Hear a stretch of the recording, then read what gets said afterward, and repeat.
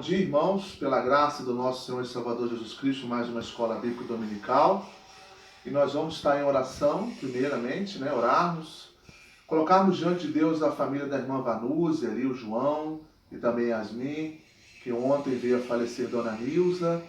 Deus descansou ela das tribulações desta vida para uma morada celestial. Oremos pela família, que Deus venha confortar e consolar todos os familiares. Continuemos também em oração por Dona Gesilda, também por Dona Germe, por Dona Delvira, que Deus possa estar cuidando delas e também dos familiares. Oremos também pela nossa igreja, pela comunhão, pelas famílias, que Deus continue abençoando. Oremos pelas demais famílias enlutadas, que Deus venha confortar e consolar cada família. Oremos pela nossa irmã Joseli também, que já fez a cirurgia, e Deus tem abençoado, cuidado dela. Vamos continuar em oração pela vida da nossa irmã Joseli. Oremos também pelos aniversariantes dessa semana. Amanhã a irmã Marilza completa mais um ano de vida, que Deus continue abençoando a irmã Marilza. Também nós temos o seu Kleber no dia 16, temos também a Paloma e a Tatiana também no dia 19, Tatiana da Conceição. Que Deus também venha abençoar a Paloma e também a Tatiana. Vamos orar, irmãos, vamos pedir a Deus que esteja conduzindo essa escola bíblica e também que possamos continuar caminhando com Cristo em meio às lutas da vida. Pai de amor, nós somos gratos por mais uma oportunidade, por mais uma EBD. Que o Senhor, ó Deus, continue nos abençoando e falando também conosco através da Tua santa palavra. Nós te pedimos, ó Deus, em especial pela vida da Vanúzia e ali do João, também, ó Deus, da Yasmin, que o Senhor venha confortar aquela família. Ó Deus, que ontem Dona Nilza veio a falecer e que o Senhor, ó Deus, esteja confortando ali, consolando toda aquela família. Somos gratos porque ela tomou uma decisão ao Teu lado e que, ó Deus, aqueles que ficaram, que o Senhor esteja confortando.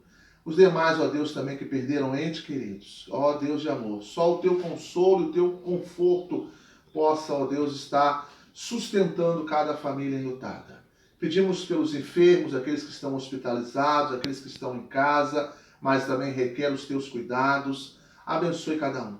Pedimos por Dona Gesilda, por Dona Delvira e também por Dona Germa, que o Senhor possa estar abençoando essas irmãs, abençoando também as suas famílias respectivamente, dando, ó Deus, força, sabedoria, paciência aos seus familiares.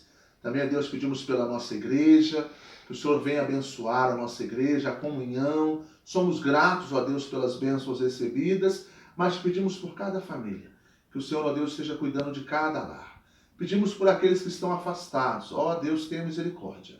Incomode aqueles corações que estão afastados diante de Ti e vendo, ó Deus, que o Senhor está se aproximando, mas não há interesse, não há, ó Deus, desejo de estar retornando à Tua casa e também de estar em comunhão contigo. Então, que Teu Santo Espírito, ó Deus, esteja guiando essas pessoas e que a Tua misericórdia seja infinita sobre elas. Também, ó Deus, nós somos gratos por aqueles que estarão aniversariando nesta semana. A irmã Marilza, ó Deus, Tua serva, estará aniversariando amanhã. Abençoe Tua serva, cuide dela, da sua saúde, do seu dia a dia. Também, ó Deus, te pedimos pelo seu Kleber no dia 16, que o Senhor possa estar abençoando o Teu servo, cuidando dele. Pedimos pela Paloma, ó Deus, no dia 19, abençoe aquela criança, que o Senhor, ó Deus, dê força, dê a ela, ó Deus, desejo de caminhar contigo, de fazer a Tua vontade. E pela Tatiana também, no dia 19, da Conceição, que o Senhor, ó Deus, esteja cuidando dela, da sua família, e também tendo misericórdia da vida dela, e dando a ela, ó Deus, o desejo de continuar caminhando contigo. Cuide, ó Deus, de cada um de nós. Que nós, ó Deus, possamos aquietar o nosso coração e saber que o Senhor está no controle de todas as coisas. Pedimos pela Tua serva Joseli, somos gratos pela cirurgia, que o Senhor esteve com ela e agora pela sua recuperação. Restaure a saúde da Tua serva e abençoe toda a sua família. Nós fazemos esta oração em nome do Teu Filho amado Jesus. Amém, Senhor. Muito bem, irmãos, nós estamos aí no último mandamento, 10º mandamento, que é: não cobiçarás. Abra sua Bíblia em Êxodo 20, o versículo 17. Êxodo capítulo 20, o versículo 17. não cobiçarás a casa do teu próximo, não cobiçarás a mulher do teu próximo, nem o seu servo, nem a sua serva, nem o seu boi, nem o seu jumento, nem coisa alguma que pertence ao teu próximo. Então, a palavra de Deus, né, o 10º mandamento já fala, não cobiçarás. Mas o tema da nossa revista, o tema da nossa lição é olhos cobiçosos. Esse é o tema, o 10º mandamento. Não cobiçarás a casa do Senhor, a mulher, o boi, o servo, a serva, o jumento, nem coisa alguma que pertença ao teu próximo. Vamos então estar estudando detalhe por detalhe da nossa revista. Esse é o 10º mandamento, o último mandamento, e o autor tem muito para nos dizer. Esse desejo ardente de possuir ou conseguir alguma coisa está por trás dos outros 9 mandamentos anteriores. Enquanto que os 9 mandamentos são atos, expressões, feitos realizados, ou seja, são atos realizados externamente, o 10º mandamento prescreve contra todos os desejos gananciosos em nosso íntimo. São os sórdidos desejos do nosso interior. O desejo imoderado de bens, honras ou riquezas são atos internos de um coração desejoso em possuir a qualquer custo. A cobiça é uma ambição da carne, onde o ganancioso não consegue distinguir pessoas de coisas. Então, o autor ele inicia aqui nessa introdução falando sobre a cobiça, sobre esse desejo ardente de possuir ou conseguir alguma coisa. Essa ganância, isso é pecado. O último mandamento, o 10º mandamento, fala desses olhos cobiçosos, que deseja aquilo que Deus pode nos dar, mas que ainda não nos deu. Ou seja, que ainda não é da vontade dele ou não é da vontade dele. E nós cobiçamos e desejamos isso. Isso nasce no nosso coração, que é enganoso, e aí nós passamos a ser escravos desses desejos e só sossegamos quando nós alcançamos então os nossos desejos.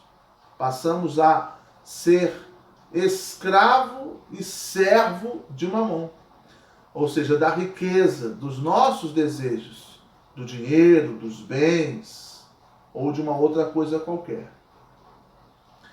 Os olhos cobiçosos desejam além daquilo que Deus pode nos dar e buscam outros deuses com a finalidade que lhes deem muito mais. Então nós não estamos satisfeitos, contentes com aquilo que Deus nos dá. Os olhos cobiçosos, ele vai além daquilo que Deus está nos dando. Ou seja, nós não estamos satisfeitos, nós não estamos felizes, contentes com aquilo que recebemos de Deus. Desejamos mais, queremos mais. E aí passamos a enfrentar alguns obstáculos desnecessários para alcançarmos aquilo que está além daquilo que Deus nos deu. Olha, irmãos, a pessoa que tem esses olhos cobiçosos, ele enfrenta esse mal, esse pecado da cobiça, ele é uma pessoa ingrata, insatisfeita com aquilo que recebe de Deus. Como é triste. Como existem pessoas que não estão satisfeitas. Elas têm uma casa, elas têm imóveis, têm carros, elas têm uma família e elas estão ainda inquietas, insatisfeitas. Os olhos cobiçosos foi o que ele fala aqui. Deseja além daquilo que Deus pode nos dar. Deus pode nos dar tudo, mas Ele nos dá aquilo que nós merecemos, ou aquilo que é para satisfazer a nossa vida. Só que o olho cobiçoso, ele não está satisfeito. Ele quer ir mais além. Os olhos cobiçosos desejam manipular ídolos, pois assim demonstram poder sobre entidades e ser humanos. Tim Keller escreve um livro, Ídolos do Coração, falando que os nossos ídolos estão dentro do nosso coração. Desejos ardentes, vem a cobiça, vem a ganância. Não são ídolos de barro, de gesso, né? Mas são ídolos que estão dentro do nosso coração. E um deles é a ganância. Os olhos cobiçosos mentem até utilizando o nome de Deus para conquistar coisas ou pessoas.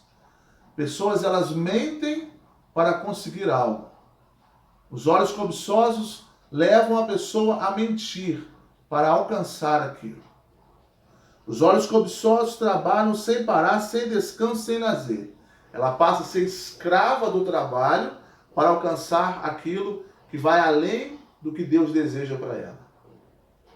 Então ela trabalha, ela não tem um descanso, ela não tem um momento para a família, ela não tem um momento para ela mesma relaxar e descansar, mas os olhos cobiçosos levam ela a ser escrava do trabalho para ela alcançar aquilo que Deus ainda não deu. Ou seja, ela está descontente com o que Deus dá a ela e os olhos cobiçosos dela levam ela a trabalhar sem cessar para alcançar ou desejar além daquilo que Deus deu a ela. Os olhos cobiçosos desonram pessoas até os pais se esses foram empecilhos para as suas conquistas. Os olhos cobiçosos levam a desonrar os pais. Às vezes a haver separações entre famílias, porque os olhos cobiçosos estão só olhando para aquilo ali, desejando aquilo ali. Então ela passa por cima de tudo e de todos para alcançar aquilo que ela quer. Ela botou aquilo ali. O foco dela é aquilo ali. É alcançar aquilo. Então ela desonra o pai, desonra a mãe.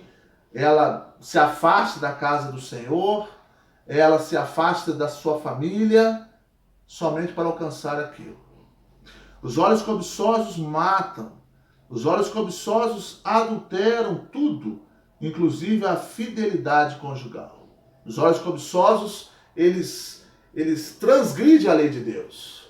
Os olhos cobiçosos, eles matam, eles podem adulterar, eles podem mentir, eles podem roubar, eles podem dizer um falso testemunho. Os olhos cobiçosos não têm limite, desde que eu alcance aquilo que eu desejo, que eu quero, que eu coloquei isso no meu coração. Os olhos cobiçosos roubam, pois seu desejo não tem limite. Os olhos cobiçosos mentem ainda que cause dano moral ao próximo, só para conseguir realizar seus prazeres de consumo. O pecado cega. Muitas pessoas estão cegas espiritualmente, com seus olhos fixos somente naquilo que eles desejam.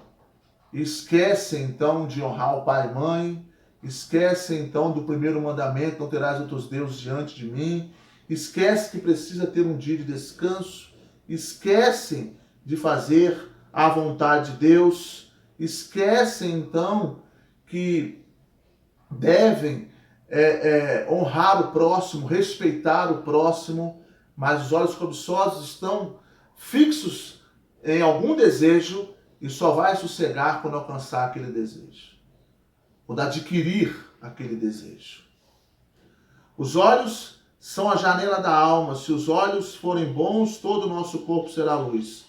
Para que se possa cumprir o 10º mandamento, é necessário ter a determinação de Jó, pois resolveu empenhar-se numa aliança com seus próprios olhos para não pecar. Abra sua Bíblia em Jó 31, os versículos de 1 a 3. Jó 31, os versículos de 1 a 3. Jó 31, os versículos de 1 a 3. Diz o seguinte: fiz aliança com os meus olhos. Como, pois, os fixaria eu numa donzela? Que porção, pois, teria eu do Deus lá de cima? E que herança do Todo-Poderoso desde as alturas? Acaso não é a perdição para o iníquo e o infortúnio para os que praticam a maldade? Então aqui ele declara a sua integridade. Jó aqui ele diz: eu fiz aliança com os meus olhos. Eu fixaria os meus olhos em uma donzela. Que presente que eu ganharia? Que porção, pois, eu teria do Deus lá de cima? Que herança eu teria do Todo-Poderoso, agindo dessa maneira, cobiçando a mulher do próximo, cobiçando, então, um bem do próximo?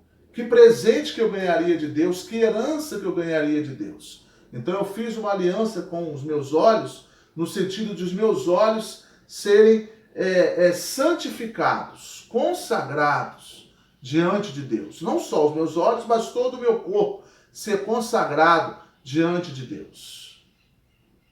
Não cobiçar é uma luta pessoal para que os olhos não contaminem o coração. Acã é outro exemplo de um desejo ilegítimo. Os olhos cobiçosos de Acã travaram uma luta pessoal a ponto de encontrar justificativa para a sua ganância. Talvez tenha pensado no futuro da sua família, ou quem sabe deduziu que toda aquela riqueza seria um desperdício deixá-la para trás. Os olhos de Acã provocaram cobiça naquilo que ia além do pão nosso de cada dia. Os olhos cobiçosos impulsionam o pecado, pois havia uma ordem divina para que os despojos de Jericó não fossem aproveitados. Acã confiou em seus olhos e não na provisão do Senhor. Essa passagem de Acã, os irmãos conhecem. Vamos estar meditando um pouco em alguns versículos dessa passagem. Abra sua Bíblia lá em Josué, no capítulo 6. Josué, capítulo 6, os versículos 17 ao 21.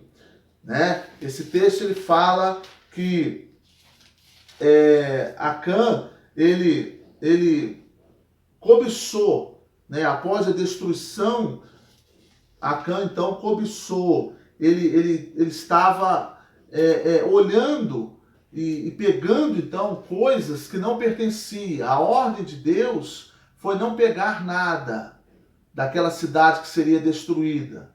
Então todo mundo obedeceu à voz de Deus através de Josué. Acã não. Acã, olhando, e viu prata, viu ouro, viu utensílios, viu joias. Ali os olhos cobiçosos desejou aquilo ali. E ele então achou por bem, não, eu pegando alguma coisa qualquer aqui não vai fazer diferença nenhuma. Eu vou pegar. Além de cobiçar, ele roubou, ele escondeu, mas nada fica oculto diante de Deus. Então abra lá em Josué 6, 17 a 21. Porém a cidade será condenada, ela e tudo quanto nela houver. Somente viverá Raabe, a prostituta, e todos que estiverem com ela em casa, porquanto escondeu os mensageiros que enviamos. Então, na destruição de Jericó, essa foi a orientação. Apenas Raabe seria salva. Tão somente, aí vai a orientação de Deus ao povo de Israel, tão somente guardai-vos das coisas condenadas, para que, tendo-as vós condenado, não as tomeis, e assim torneis maldito o arraial de Israel e confundais.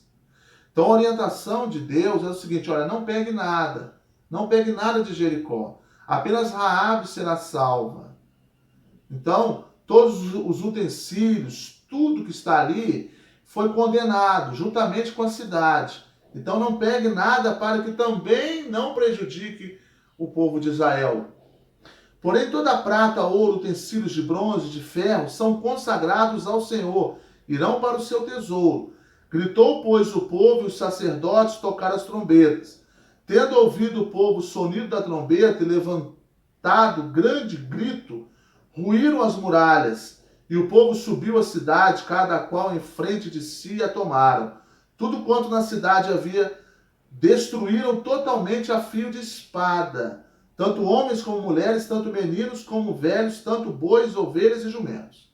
Então a cidade de Jericó foi totalmente destruída, Raabe só que foi salva, e a orientação se encontra no versículo 18 de Josué 6. Guardai-vos das coisas condenadas, tendo-as vós condenado, não as tomeis, e assim torneis maldito o arraial de Israel e o confundais. Ou seja, se o povo de Israel pegar, será maldito. E é interessante que depois os israelitas são derrotados por uma cidade bem pequenininha chamada Ai. E aí Deus revela o porquê que Israel foi derrotado pela cidade de Ai. Olha o versículo número 21 do capítulo 7.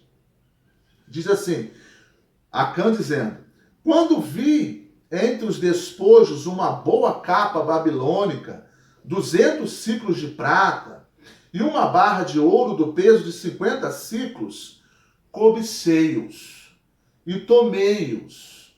E eis que estão escondidos na terra, no meio da minha tenda, e a prata por baixo.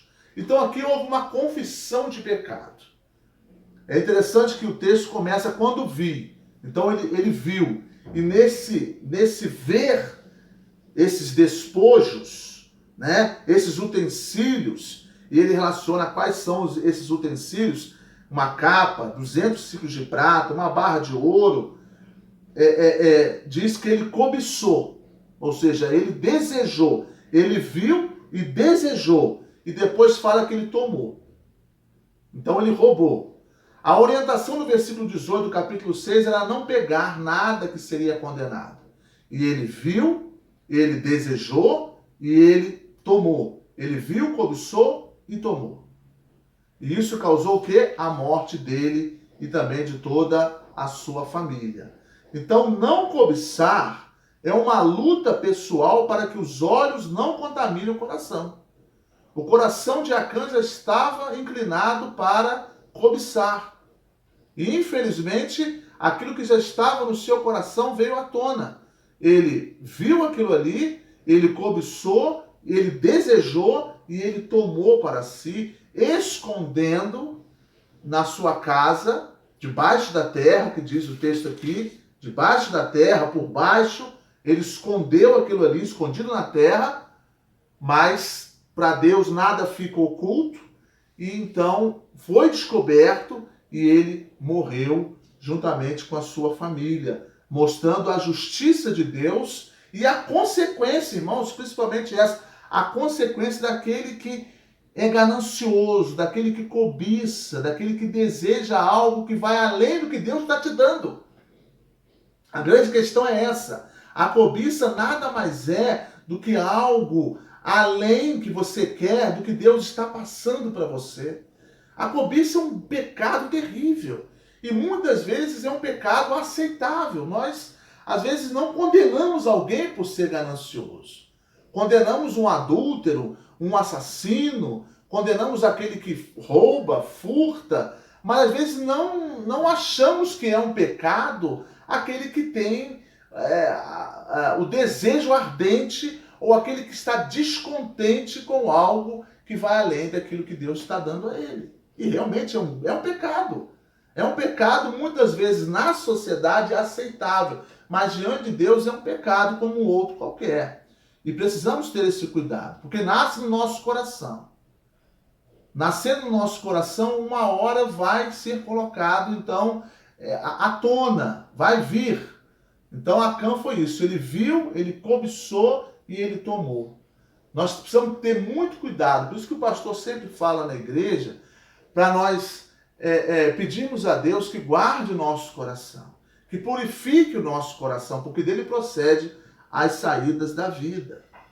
Ainda nos dias atuais, pessoas pensam como Acã, achado não é roubado. Os olhos cobiçosos dessa geração fazem fila para comprar smartphones de última geração, carros novos, uma casa maior. Enfim, os olhos cobiçosos não desejam apenas aquilo que é estritamente necessário para o sustento pessoal e familiar, mas sim naquilo que possamos acumular para um futuro próximo. A única forma de obedecer ao 10º mandamento é ter um descanso tão intenso no Deus sustentador que não haverá espaço no interior, ainda que os olhos atuem para a cobiça. Então, irmãos, ele comenta aqui mais um pouco, vamos ler mais um texto aqui, falando que os olhos cobiçosos, eles não estão satisfeitos com aquilo que Deus está dando a ele. Ele quer algo mais. Ele quer algo além. Você desejar crescer na vida, isso não é pecado. A questão toda é você colocar isso em primeiro lugar na tua vida. É você priorizar isso. E aí você quebra o mandamento que diz, buscar primeiro o reino de Deus e a sua justiça. Então, quando eu priorizo algo que não é Deus, eu já estou em pecado. Aí já passa a ser pecado. Você ter um carro novo, você ter uma casa nova, construir uma casa nova, adquirir bens materiais, isso não é pecado. Mas desde que isso não seja a sua prioridade. A sua prioridade, a nossa prioridade, é ter o Senhor em primeiro lugar na nossa vida. E as demais coisas vos serão acrescentadas. Se é plano dele que você construa uma casa, se é plano dele que você troque de carro, tudo bem, mas se não for plano dele, se contenta com o que Deus te dá. Seja uma bicicleta, ou seja, pernas para você pegar um ônibus. Ou seja, um carro, às vezes, mais antigo. Mas o mais importante é que você tenha em mente que Deus deve estar em primeiro lugar na nossa vida. Ele é o primeiro. A prioridade em servir a Deus, em fazer a vontade de Deus. No momento que eu perco esse foco, eu já estou vivendo de maneira pecaminosa.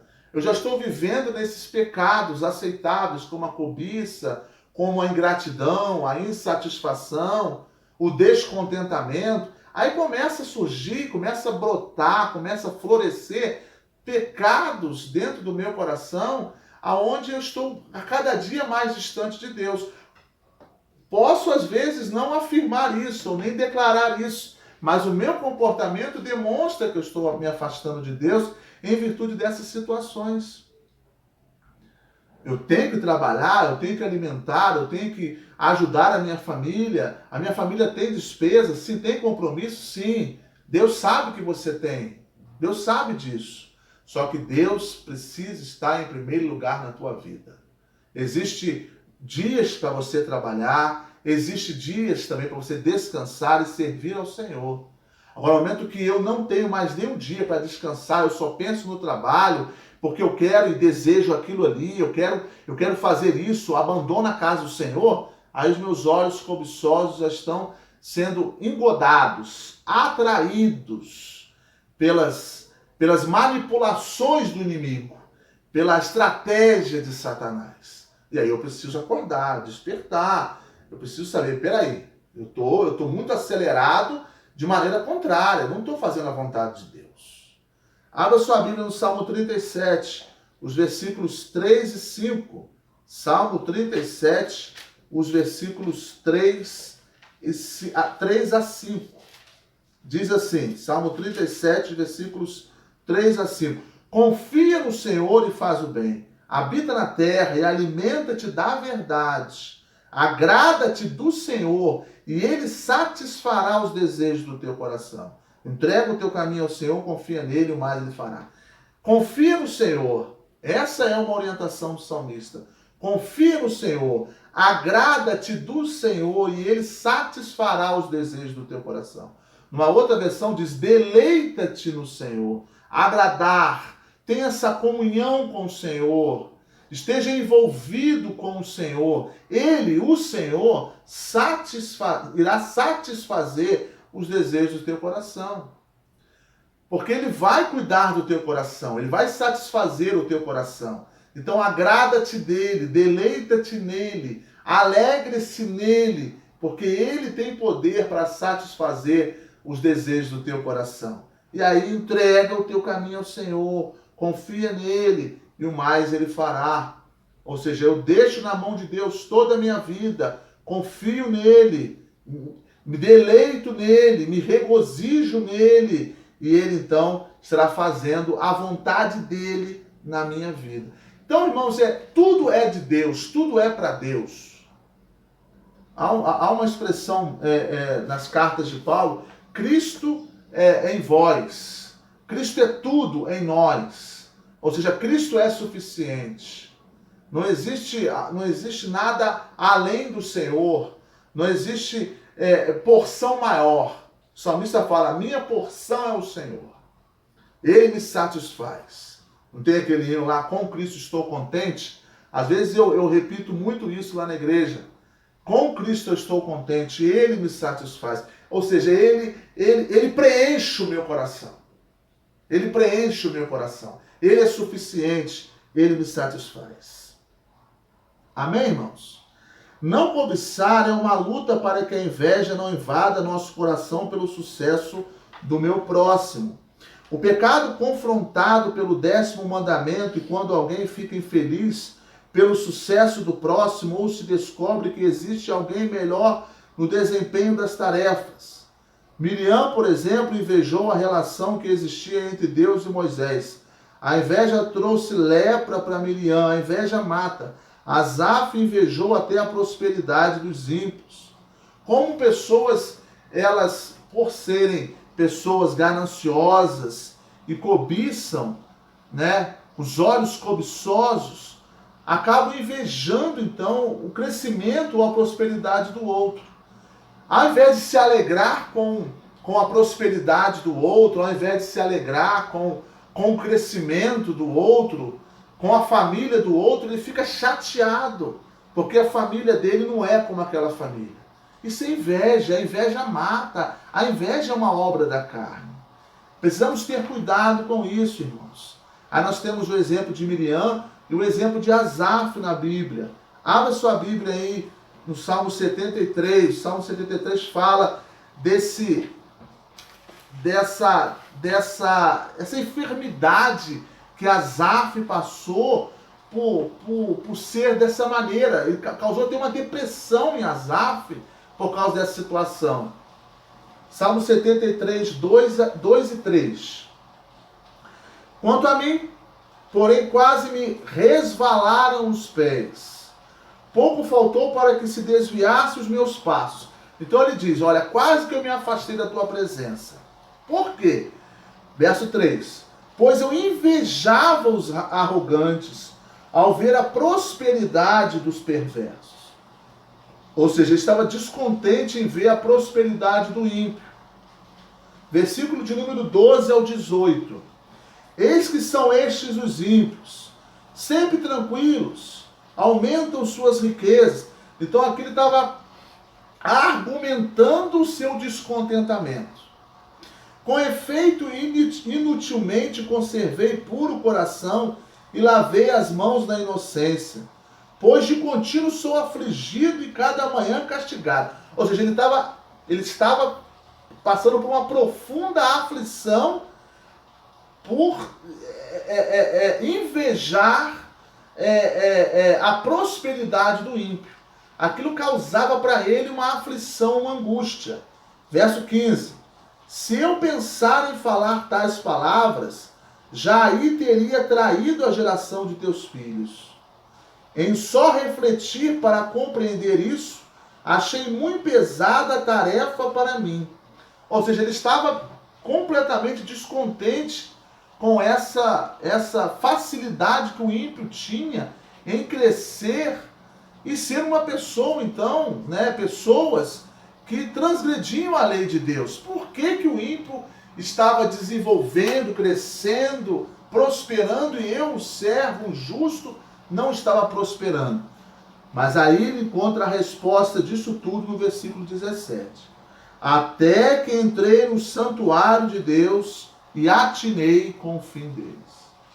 Ali no santuário, no templo, na casa de Deus, ele ali percebeu realmente que a prosperidade do ímpio ela é temporária. Que as aquisições que uma pessoa tem sem a presença de Deus, sem ter o coração inclinado para Deus, de nada vai adiantar. É uma coroa corruptível. Tudo passa. Os bens materiais todos adquiridos são temporários. Satisfazem apenas por um pequeno e breve momento. Só que ele só entendeu quando ele passou então a congregar. Por isso que é importante, irmãos, nós congregarmos. A casa de Deus é um local onde nós aprendemos as escrituras sagradas. Nós aprendemos e compreendemos realmente situações deste mundo. E aí vamos entender o quanto que vale a pena caminhar com Cristo. Verso 18. Tu certamente os pões em lugares escorregadios e os fazes cair na destruição. Então ele esclarece para nós o seguinte. Asaf chegou à conclusão que a prosperidade do ímpio ela é temporária e faz cair na destruição. Ou seja, serão destruídos. Se não tiverem uma conversão, uma mudança de vida, uma inclinação para a mensagem do Evangelho, de nada vai adiantar adquirir tantas riquezas assim. Os versículos 25 ao 26 já é um Asaf completamente diferente. Depois que ele entrou no santuário e entendeu então a prosperidade do ímpio e viu que era temporária, logo caía em destruição, nos versículos 25 e 26 ele diz: quem mais tenho eu no céu? Não há outro em quem eu me compraza na terra. Ainda que minha carne e o meu coração desfaleçam, Deus é a fortaleza do meu coração e a minha herança para sempre. Então Asaf chega à conclusão, depois de uma crise emocional que ele passou no início do capítulo 73, ele chega à conclusão, depois de entrar no santuário, que Deus era a sua herança, Deus era a sua porção, Deus era a sua fortaleza, Deus era o seu salvador. Então a inveja e todas as obras da carne de nada vão adiantar eu adquirir isso no meu coração, conservar isso no meu coração, porque isso só traz desgraça para mim e me distancia da presença do Senhor. O último mandamento também exorta que é pecado cobiçar a mulher do próximo, enquanto que o sétimo mandamento é um ato, o décimo vai muito além, pois diz que é pecado desejar a mulher do próximo internamente e comparar e ficar insatisfeito pelo que a esposa do vizinho faz e a sua não consegue fazer. Desejar a mulher do próximo é abrir caminho na lama, que conduzirá a teu adultério. Então, o texto fala de não cobiçarás a mulher do teu próximo, não o jumento, o servo, a serva, nada do teu próximo, nem o boi, nem o jumento, os bens materiais, né? E ele aqui especifica um parágrafo com relação à mulher, de você fazer comparações. Está vendo a mulher do outro, a mulher do vizinho, a mulher do irmão da igreja? Ela faz isso na igreja, ela é versátil, é uma mulher que trabalha demais, trabalha fora, e ela tem tantas atividades, cuida muito bem da casa, e você não trabalha fora, não faz praticamente nada. Comparações. Isso também é cobiçar. E a cobiça, ela vem no nosso coração primeiro. O adultério, ele nasce não no ato, mas no nosso coração. Então, o cuidado com as comparações, para que não chegue, então, a um adultério. Como ele fala aqui, o último mandamento também exorta que é pecado cobiçar a mulher do próximo. Enquanto que o sétimo é um ato, o décimo é um desejo.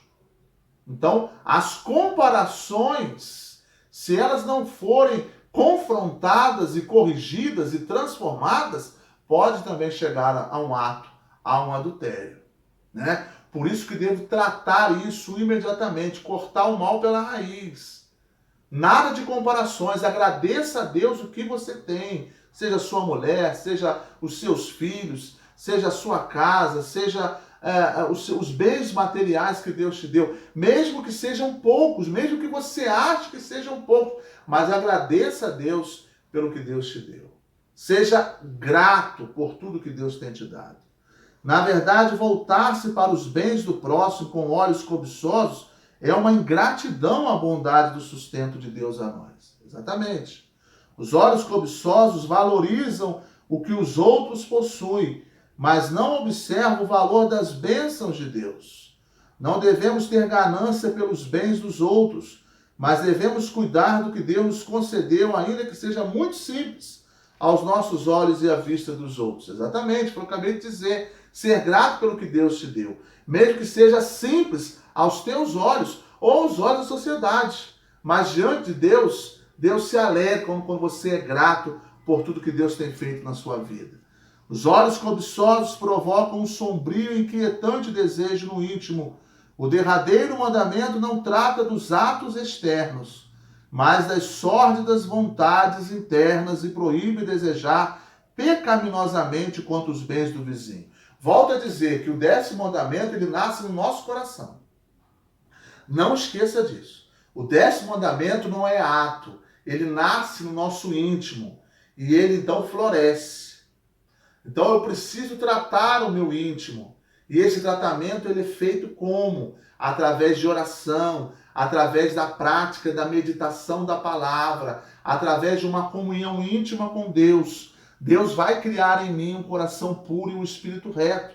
Assim como fez com Davi, um pedido que Davi fez a Deus. Deus pode também fazer a você e a todos nós, porque Ele é o mesmo ontem, hoje e eternamente. Então, volto a dizer, o 10º mandamento ele começa no interior.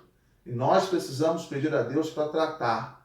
A cobiça, a ganância, a inveja são algo que nasce no nosso coração. São pecados que muitas das vezes não são tão mal vistos como matar, o roubar e o adulterar. Mas são pecados diante de Deus. São maus vistos diante de Deus como outro qualquer. E precisamos ter muito cuidado com isso. Eu quero concluir, irmãos, com o texto de Tiago, capítulo 4, os versículos de 1 a 4.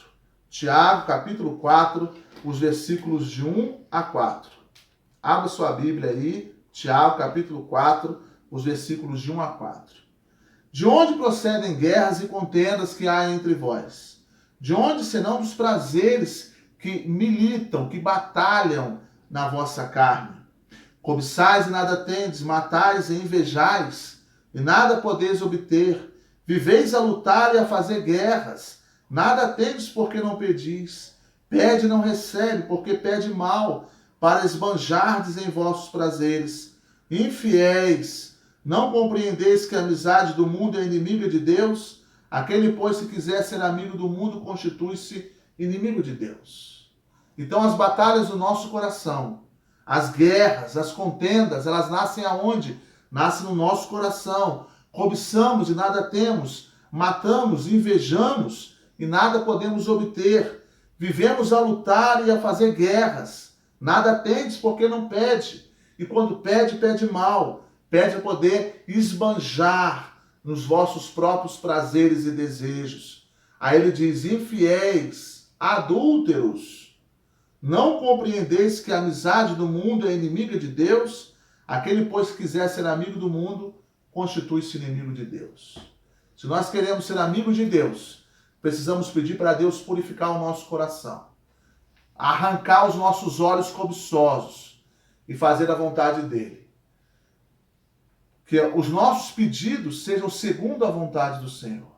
Se eu tenho um pedido, eu coloco diante de Deus, Senhor, é da tua vontade.